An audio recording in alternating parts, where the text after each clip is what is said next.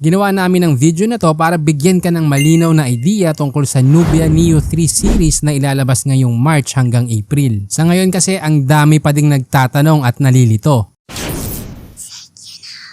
Okay, una inilabas na nila ang pinakabagong Nubia Neo 3 4G. Meron tong 6.8-inch Full HD Plus IPS LCD, 386 ppi, 120Hz refresh rate at 10,000 nits. Naka-Unisoc T8100 on 2 score na around 486K, 8GB RAM, 128GB storage at Android 15. Para sa camera, merong 50 megapixel main, 2 megapixel depth sensor at 16 megapixel front camera. Idagdag mo pa ang 6,000 mAh battery, 33 watts charger at bypass charging. Para sa iba pang features, merong stereo speakers, pressure sensitive gaming triggers at RGB lightning sa likod. Itong Neo 3 4G ay available na sa market at may presyong 7,699 pesos. Ngayon sasagutin natin yung tanong ng karamihan kung ano ang mas malakas, ito bang Neo 3 4G o yung Neo 2 5G. Sige, pag-usapan natin ang chipset at ikukumpara natin. Ang Neo 2 5G ay may Unisoc T820 at ngayon mas kilala sa tawag na T9100. Ang Neo 3 4G naman ay naka T8100 na rebranded name ng T760. Ngayon ipapakita ko sa iyo yung data para mas maunawaan mo. Unahin natin ang max clock speed na merong 2.7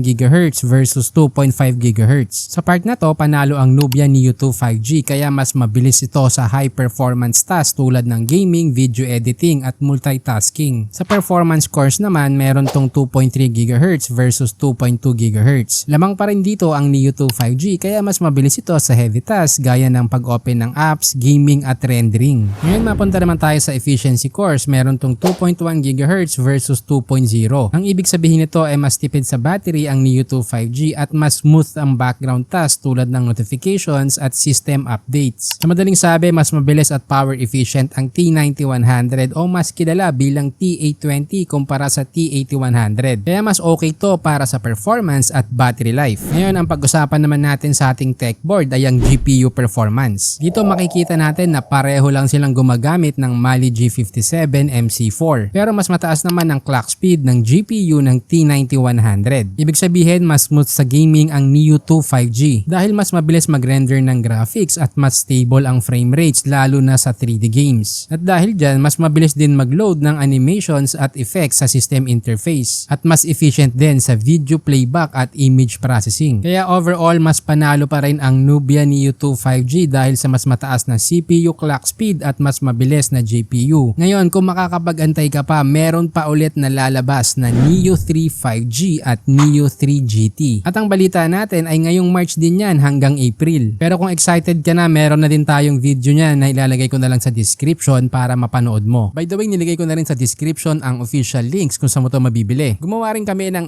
FB group na smartphone tips. Dito i-guide ka namin para piliin ang best smartphone para sa budget mo. Plus kami na din ang maghahanap ng discount at trusted store online. Again, exclusive lang to sa mga bumibili online at gusto ng discount. By the way, ginawa ko nga pala ang TechYouKnow dahil sa dami ng smartphones na lumalabas ngayon, napakahirap nang mamili. Kaya dito sa channel kami mismo ang nagre-research para malaman kung anong device ang pinakasulit para sa budget mo. Pero para makagawa pa kami ng ganitong content, kailangan din namin ng suporta mo. Kaya huwag kalimutan mag-subscribe, i-like at i-share ang ating video.